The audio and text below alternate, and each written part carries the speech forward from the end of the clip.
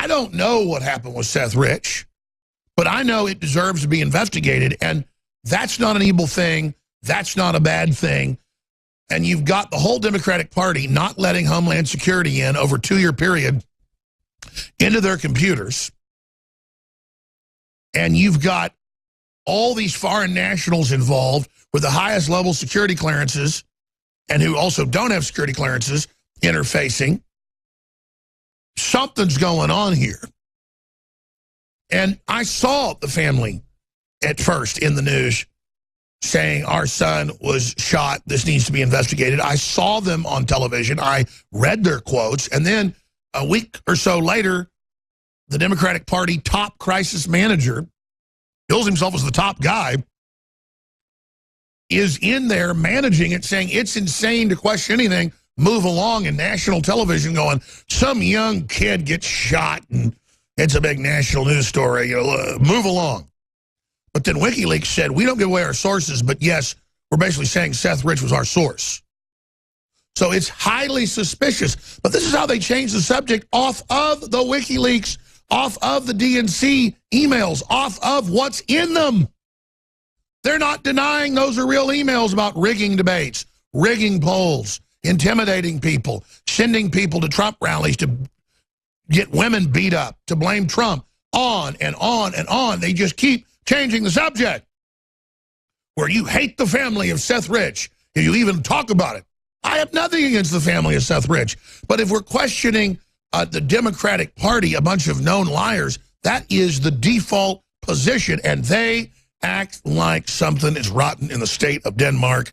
Let's play the Debbie Wasserman Schultz clip of her just a month ago threatening the D.C. police concerning these brothers, these Pakistani brothers, with the highest level clearances by the Democrats when the feds couldn't even get in their computers, getting paid 3 times what they were supposed to, and this, and then all these laptops and things disappearing, and then the DNC threatening the D.C. police, give us these laptops or you're really going to regret what happens. Here it is.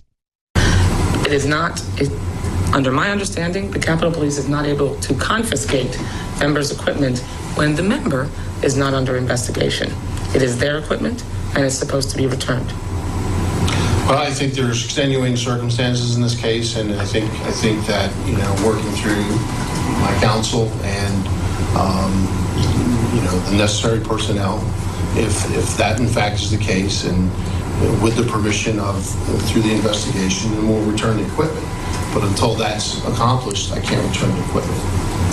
I think you're violating the rules when you conduct your business that way, and should expect that there would be consequences.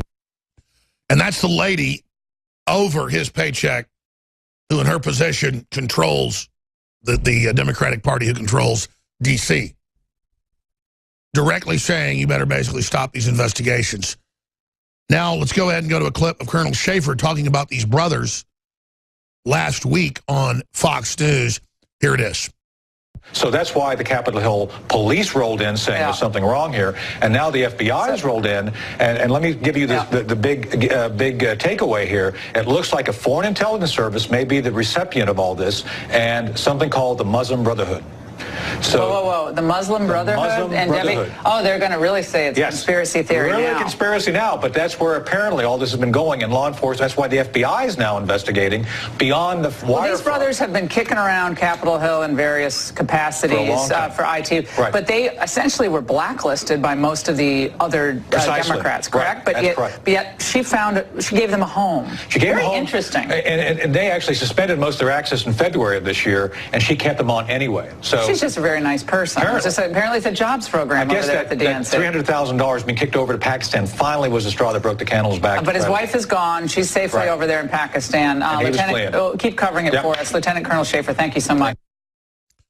Now joining us from Los Angeles, California, is Roger Stone via Skype to break this down. His new story that he's quoted in at Infowars.com from his D.C. sources that we are investigating reportedly has Seth Rich at the Democrat Party with these same individuals the night he dies. And all we're saying is one of these brothers is caught trying to flee the country at the airport. You got all this swirling around it. The feds wanted to investigate what was happening inside of the DNC computers. They wouldn't let them more than 20 times. This deserves to be investigated. Roger Stone. Alex, great to be with you, and welcome back. It's really extraordinary because not only does Deborah Wasserman Schult, who happens to be my congresswoman, the district that I live in Florida, threaten the Capitol Hill police chief over the seizure of evidence from her office. But after she is well aware that the investigation has been launched, she changes the classification of the Awan brothers from consultant to House of Representative employees to ensure that they continue to have access to the House of Representatives computer system. This seems to me to be, a crime. This is part of an ongoing conspiracy, and now she's a co-conspirator. And I think this is, while being ignored by the mainstream media as very best they can, not making the front page of the New York Times or the Washington Post or the Fort Lauderdale Sun-Sentinel. This is a cover-up of extraordinary magnitude. And as it relates to the Seth Rich murder, I agree with you. Mr. Rich headed a division of the Democratic National Committee from which documents were clearly stolen. We now know from William Binney and Ray McGovern and others in an extraordinary piece published last week that the evidence shows that the documents were never hacked but were downloaded to thumb drives and removed from the DNC. So the entire question of hacking of the DNC by the Russians, that's false. Guccifer 2.0, that now appears to be false, is falling apart, and the Democrats are desperate to distract from the connection between the Awan brothers and the now more than 30 members of Congress that gave access to their computer systems to these two Pakistanis who, by the way, Alex, seem to have scant IT experience, raising the question of maybe this perhaps was a Pakistani or governmental operation and the Awans were just fronting. Key point. No member of Congress will step forward to testify against the brothers. None of them will go public, including Deborah Wasserman Schult. Is this a blackmail operation, or are we not criticizing because it's politically incorrect? Let's expand on that. If you go back to 9/11, it was in major newspapers at the time that the FBI said it's as if Al-Qaeda had people at the top of the FBI. Well, we know with people like the man heading up the witch hunt right now, Mueller, he has major contacts with the Democratic Party. His law firm gives 99.8% of their money to the Democrats. They get massive money from the Saudis, the Pakistanis. He's the guy that had the FBI in his 10-year tenure take radical Islam off of the list of terror groups when they are responsible for 99% of terror. And then we ask, why is the Muslim Brotherhood being backed in the Arab Spring? Why is Al-Qaeda and ISIS being backed? Why? Why is Hillary staying in the same bed as Umma Abedin and her Islamic family? Why is a Islamic woman leading the feminist movement now in the country, teaching women to wear burqas? Why is USA Today saying wear burqas if you're a feminist? Why is it everywhere? Why is everything Islamified? Why, when I tune into Trevor Noah or John Oliver, anybody that's attacking me, they say Jones is scum.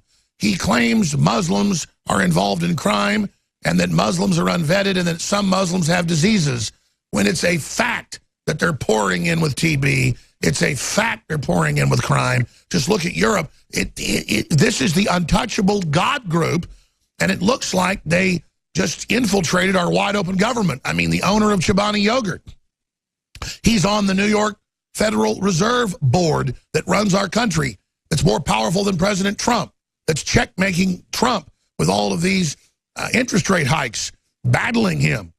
This is just absolutely incredible how infiltrated we really are and how it just gets worse and worse. And now school lunches, not just here but in Europe, are saying no pork served in the schools because of the Muslims. I mean, they are God. Well, Alex, they're attacking you because you've been very effective about raising this issue in the consciousness of the American people. I know they want to cut Infowars.com off. I know they want to limit our reach to the American people, but they're not going to be successful. And they're attacking you relentlessly because you have raised the profile of this very important issue. I want to address also the question of Anthony Scaramucci, which you raised in the opening here, because I think it's most important. Turns out that Scaramucci is a political suicide bomber. Yes, he may have blown himself up, but he took out 2 rhino whistling moles in the Trump White House, those being Reince Priebus and Sean Spicer. I have now determined, absolutely positive, that Rod Rosenstein, the number 2 man at the Justice Department, the man who on his own volition decided to appoint the Lord High Executioner Robert Mueller as a special counsel to investigate a matter in which there is no evidence of crime, the Russian collusion delusion, that Mr. Priebus is the one who directed the hiring of Mr. Rosenstein, and he did so on the recommendation of Congressman Elijah Cummings, Democrat of Baltimore. He has saddled the president with an ass in the bosom, with an assassin who will cook up any kind of phony allegation against our president in an attempt to remove it. And now we know why Cummings is always running around slobbering and drooling over Rosenstein, and why he's been on the news saying who he would accept as a new FBI director and who he wouldn't, because he's been burrowed into this whole thing when he's one of the most politically discredited, corrupt, partisan manipulators out there. And if you will look carefully at Mr. Cummings' filings with the Federal Election Commission from his re-election campaign, you will see that he's violating the law, essentially living off of his campaign committee and being reimbursed handsomely for travel expenses in a completely illegal and improper way. Let me put it another way. If Mr. Cummings were a Hispanic Republican, he would be in jail right now. We've seen the same thing with Maxine Waters, where she pressures the government to bail out a bank without disclosing that she and her husband own shares of that bank, that her husband is on the board of directors of the bank. Again, if she were a Hispanic Republican, she would be in prison right now. And let's talk about Wasserman Schultz, though. White women also seem to have this, like Hillary, this invincibility card because they can play the gender. I mean, look at Wasserman Schultz and how she's involved with the DNC controlling the District of Columbia and threatening the police with their funding if they keep investigating the computers and don't hand stuff over. I mean, this group of people is lawless. And Maxine Waters, according to the FBI and others, is the most corrupt member of Congress who's never been prosecuted. Fortunately, Owen Schroyer was the first to identify the candidacy of Omar Navarro, a hard-charging young reformer who is going to make history in that district. I was with Omar last night. I went there voluntarily to help in a fundraiser. We raised about $25,000, which is small potatoes compared to what Maxine Waters has. But there's a sea change coming. Watch this campaign and this district very, very carefully, Alex. Final point, and this needs to be made. My sources at Fox and my sources in the White House tell me that the lawsuit filed by the black private investigator, former D.C. police officer, is completely and totally bogus. This man's changed his tune so many times, it's hard to keep up with the truth. He is the one who said that the D.C. police destroyed the computer or lost the computer of Seth Rich. He is the one who said there was a cover-up. Now he's saying he never said those things. I expect this lawsuit to be dismissed summarily. Well, certainly it looks like perfect PR for the Democrats right now, whoever's behind this, to kind of smokescreen the larger issues as more comes out about the murder, shot in the back of Seth Rich, that we're not going to shut up about. Thanks, Roger Stone. Roger's now officially with InfoWars. InfoWars.com is the most hated news site by global tyrants.